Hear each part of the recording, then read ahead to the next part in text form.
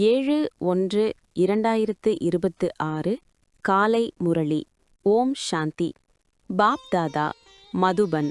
இனிமையான குழந்தைகளே, இந்த பாரதம் ஸ்வர்க்கமாக இருந்தபோது நீங்கள் மிகுந்த வெளிச்சத்தில் இருந்தீர்கள். இப்போது காரிருளாக உள்ளது. மீண்டும் வெளிச்சத்திற்கு செல்லுங்கள். கேள்வி: தந்தை தம் குழந்தைகளுக்கு எந்த ஒரு கதையை சொல்வதற்காக வந்துள்ளார்? பதில்: பாபா சொல்கிறார், இனிமையான குழந்தைகளே, நான் உங்களுக்கு 84 பிறவிகளின் கதையை சொல்கிறேன். நீங்கள் முதல் பிறவியில் இருந்தபோது ஒரே ஒரு தெய்வீக தர்மம் மட்டும் இருந்தது. பிறகு நீங்கள்தான் 2 யுகங்களுக்கு பிறகு பெரிய பெரிய கோவில்களை உருவாக்கினீர்கள், பக்தியை தொடங்கினீர்கள். இப்போது இது உங்களுடைய கடைசியிலும் கடைசி பிறவியாகும். துக்கத்தை நீக்கி சுகத்தை கொடுப்பவரே என நீங்கள் கூப்பிட்டீர்கள். இப்போது நான் வந்துள்ளேன். பாடல்: இன்று இருளில் இருக்கிறான் மனிதன். ஓம் சாந்தி. தாரணைக்கான முக்கிய சாரம்: 1. ஆத்மாவிலிருந்து கெட்ட சம்ஸ்காரங்களை நீக்குவதற்காக ஆத்ம அபிமானியாக இருக்கும் பயிற்சியை செய்ய வேண்டும். இது 84வது பிறவி, இறுதி பிறவியாகும், வானப்பிரஸ்த நிலையாகும்.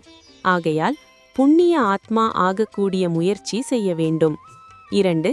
தேகத்தின் அனைத்து சம்பந்தங்களையும் விட்டுவிட்டு தந்தையையும் ராஜ்யத்தையும் நினைவு செய்ய வேண்டும்.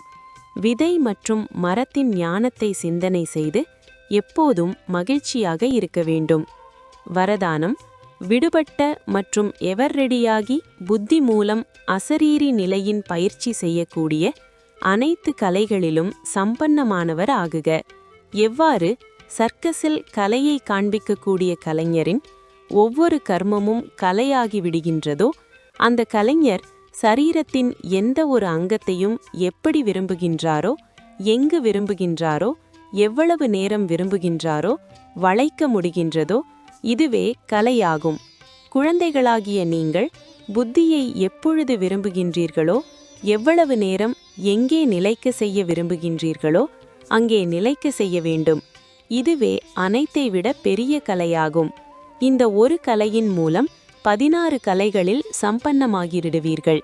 இதற்காக கட்டளையின் அனுசாரம் ஒரு நொடியில் அசரீரியாகும் அளவிற்கு விடுபட்ட மற்றும் எவர் ரெடியாக ஆகுங்கள். யுத்தத்தில் சமயம் செலவழியக்கூடாது.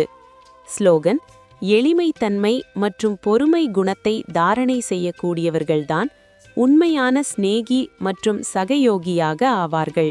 அவ்யக்த இஷாரே. இந்த அவ்யக்த மாதத்தில் பந்தனத்திலிருந்து விடுபட்டு ஜீவன் முக்தி ஸ்திதியின் அனுபவம் செய்யுங்கள்.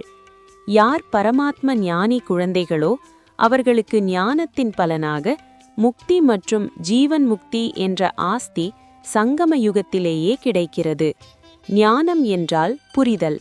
புத்திசாலியானவர் ஒவ்வொரு கர்மம் செய்யும் பொழுதும் சதா தன்னை பந்தன் முக்தாக்குவதற்கான மற்றும் அனைத்து கவர்ச்சிகளிலிருந்தும் விடுவிப்பதற்கான புரிதலை கொண்டிருப்பார்கள். அவர்களுடைய ஒவ்வொரு எண்ணம், சொல், செயல், சம்பந்தம் மற்றும் தொடர்பில் முக்தி மற்றும் ஜீவன் முக்தி நிலை இருக்கும். இதையே விடுபட்ட மற்றும் அன்பான நிலை என்று கூறப்படுகிறது. ஓம் சாந்தி.